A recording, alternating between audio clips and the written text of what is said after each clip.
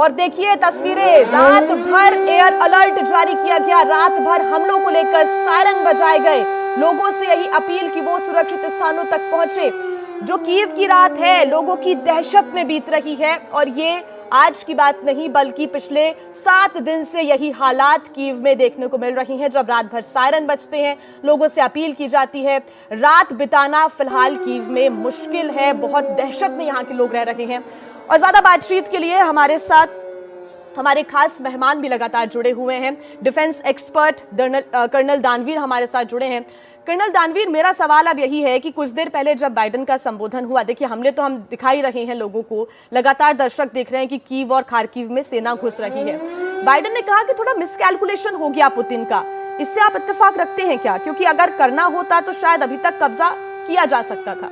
आपको क्या लगता है? देखिए, खैर जो जहाँ तक अमेरिकन प्रेसिडेंट का सवाल है, ये बिल्कुल वेस्टर्न प्रोपेगेंडा है। और मैं इस चीज़ को उस तरीके से समझता हूँ कि पुतिन अपनी सिक्योरिटी कंसर्न या रशिया अपनी सिक्योरिटी कंसर्न पिछले 15 साल से बता रहा है। और बड़े बड़े विश्लेषक, चाहे वो अमेरिकी ही क्यों ना हो, वो भी ये कह रहे हैं कि हम लोगों को इस चीज़ की रिस्पेक्ट करनी चाहिए। आज ही मैं एक पूर्व रक्षा मंत्री के सलाहकार की कोई बात सुन रहा था अमेरिका के।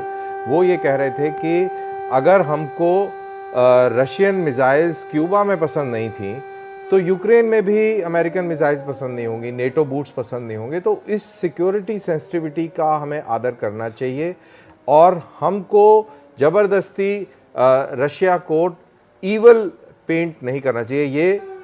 ये अमेरिका के पूर्व सलाहकार, डिफेंस मिनिस्ट्री के सेक्रेटरी ऑफ डिफेंस के पूर्व सलाहकार बोल रहे हैं और उन्हीं के मीडिया पर ये वार्ता चल रही थी, वो मैं उसको सुन रहा था। तो मेरा कहने का मतलब ये है कि आपने एक जो मुहिम चलाई हुई है और ये मिस कैलकुलेशन और ये सब बातें, ठीक है आपके हिसाब से मिस कैलकुलेशन है, लेकिन अगर अमेरिका के पॉइंट ऑफ व्यू से देखा जाए तो जो बाइडेन सोते हुए पकड़े गए कि नहीं पकड़े गए? पूरी दुनिया में किसी ने अंदाज़ा लगाया था कि ये इस तरीके से कार्रवाई पुतिन कर देंगे?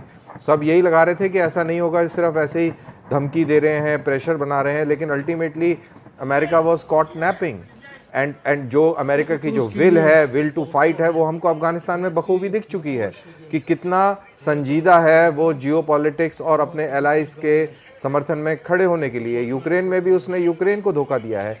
तो इनको अपने गिरेबान में भी झांकना चाहिए और कौन सा मिसकैलकुलेशन कहाँ हो रहा है इनको भी देखना चाहिए कि क्या ये तो नहीं मिसकैलकुलेट कर रहे यूरोप के फ्यूचर को लेकर। अमेरिका के मिसकैलकुलेशन की भी आप बात कर रहे हैं, कौन से वो मिसकैलकुलेशन? हाँ, मिसकैलकुलेशन है भाई। आप जिस तरीके से सपोर्ट कर रहे हैं यूक्रेन को, आप करिए, बिल्कुल ह्यूमैनिटेरियन सपोर्ट करिए, आप बाकी सारी चीज़ों को सपोर्ट करिए, लेकिन जिस तरीके से आप अपने पपेट रिजीम को, प्रॉक्सीज को आप बैक कर रहे हैं, उनको हल्लाशेरी दे रहे हैं, उससे नुकसान किसका हो रहा है? उससे नुकसान सिर्फ और सिर्फ यूक्रेनी आम नागरिक का हो रहा है।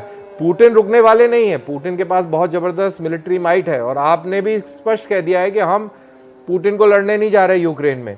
तो आप लड़ने नहीं जा रहे, पुतिन बहुत ताकतवर है, पुतिन यूक्रेन में घुसा हुआ है, पुतिन अभी तक अपने आप को रिस्ट्रिक्ट रख रहा है, बड़े बड़े शहरों के इर्द गिर्द वो खड़ा हुआ है, अंदर उस तरीके से बल के साथ प्रवेश नहीं कर रहा है। जहाँ जहाँ आप उसको रेजिस्टेंस पेश कर रहे हैं वहीं वहीं वो बमबारी कर रहा है। खार्किव में आपने देखा और अलग अलग शहरों में देखा। तो ये सारी चीज़ें जो हैं आपको समझनी चाहिए।